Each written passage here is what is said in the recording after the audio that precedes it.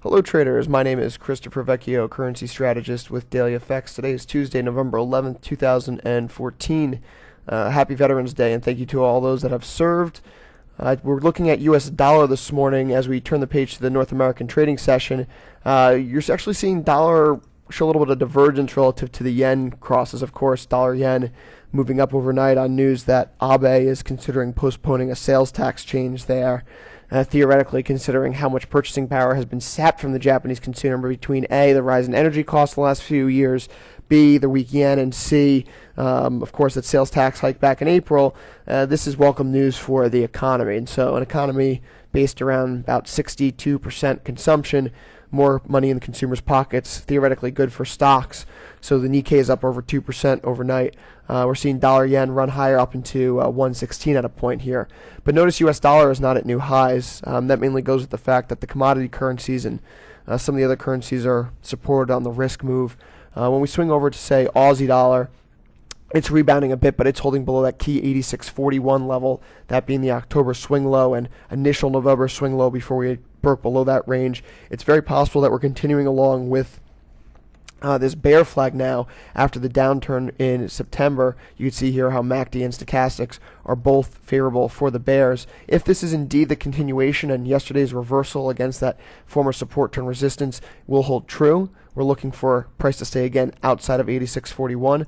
Our target becomes the distance, equidistance of the top and bottom of the range, right at 83.85.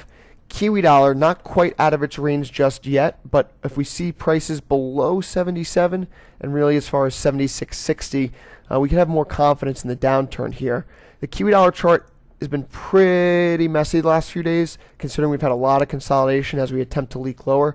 But the big picture move is that we just completed this initial rising bearish wedge.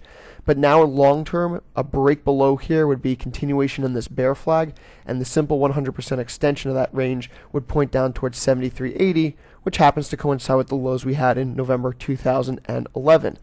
Aussie Kiwi, therefore, is actually an interesting trade right now because as it attempts to bottom, and again, as we move away from this cycle of low yield ZERP environment where people are always attempting to chase yield, and so over the years, the higher yielding Kiwi, especially in 2013, 2014, offered that return. We're now starting to see a reversal of this where liquidity preferences are starting to come back in. The lower yielding currencies, even the Aussie right now, is showing some preference to the Kiwi. So right now we're working in a little bit of an ascending triangle here. Although the indicators are counter trend and not currently in our favor, that's all right because we're going to want to see some basing up against this trend line and then eventually a move through 113. So a move through 113 might be nice confirmation that not necessarily Aussie's breaking lower, but that Kiwi dollar weakness is due going forward.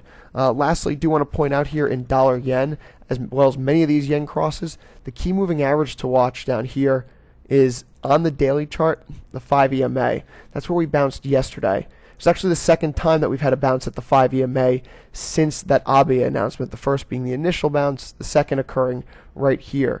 This is prevalent across all the yen crosses. We can go over to euro yen. You can see the bounce yesterday in pound yen as well.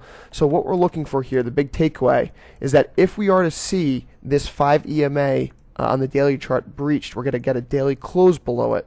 That would be a strong sign that the enthusiasm from the initial BOJ announcement 2 weeks ago is over. So until we see that trend break, that's the level to play against from the long side. But once the 5 EMA is broken on a daily basis, it looks like it's time to get out.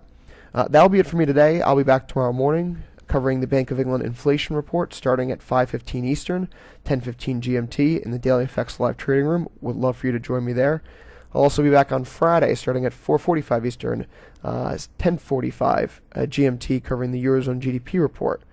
So both of those events should provide some volatility in these morning hours to some of these European crosses.